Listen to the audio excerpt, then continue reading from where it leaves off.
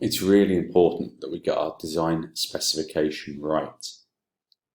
It's actually just as easy to write a good specification as a bad specification.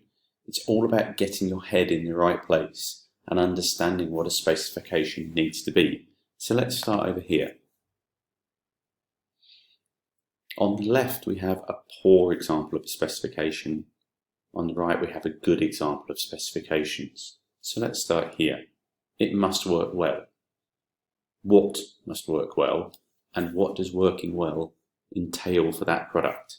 So it must work well. The clock must display the time accurately. So now it's a clock, and we know the requirement is accurate time. So that's something we can measure. We can go back to it later and see if it does measure the time accurately. It must function correctly. What's a correct function? How do we know? That's just too generic, too vague, doesn't help us. The clock must have a method to hang it on the wall. So we can test that. We can go back later and see if the clock does hang on the wall. The storage device, my jewelry collection, the storage device must store my jewelry collection. 10 rings, 5 bracelets, 5 pendants. So we can measure that. We can go back and see if it fits. My storage device must be the right size. What's the right size?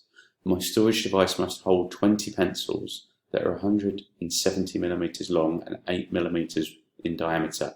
So we can go back and we can measure that. At the end of the project, we can get 20 pencils of these lengths, see if it holds it. So let's have a look at how our example students have done.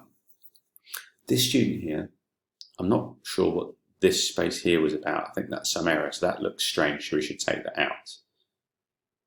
The numbers, personally, I prefer them to be in here. I don't think that should be a separate column. That should be attached and in here.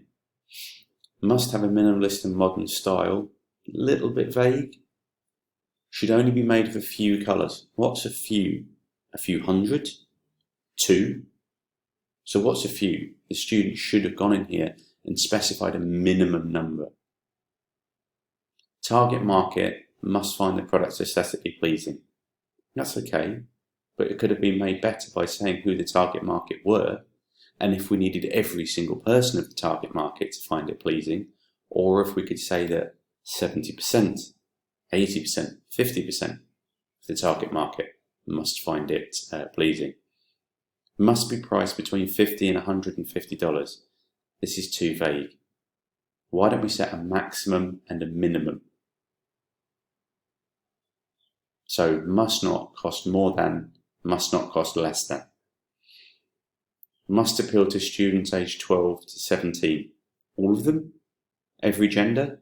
Every nationality? Every student within it? Has it failed if one of 100 students doesn't like it? That's just not specific enough. Should already be assembled. Okay, that's fine. Must use some form of LED light. The word some in there just kills it. We should say must be powered by LED light. Must be able to be disassembled and recycled. Yeah, that's fine. Must have a stable base. How could we make that better?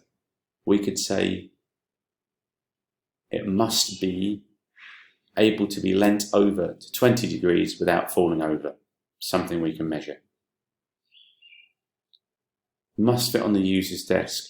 Now, that we don't need to know here that it goes on the user's desk. The criteria should just be the maximum sizes, and then the justification will be fit on the user's desk. Again, here we can put maximum sizes and then the reason the user's hand. Must focus the light into a particular area. Well, how big is that area? Is that the size of the moon? Is it 1 millimeter? We need more specific things. Predominantly for metal. Don't know that really makes sense. Must generally be at least the amount of waste. Must generate the least amount of waste possible during production. That's okay. Let's have a look here. Must be aesthetically pleasing for the target market. Yeah, if we said who the target market were, that would have been better. No less than 100, no more than 200, that's better. We're learning who the target market is here, but again, does it need to appeal to all of them or just a percentage?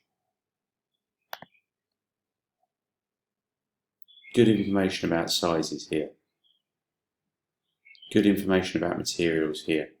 So again, specific, specific, specific. The title of each section, the specific 1.1, 1.2, so we can refer back to that later. What are you saying it must do? What's the thing it must achieve? Why? Why must it achieve that? I don't like the word validation. I would have used the word testing. At the end, when you've made your project, how can you come back? So you're planning a test here so you can see later if you've achieved it. So here, we can see that. We can just ask Joey how much the materials cost.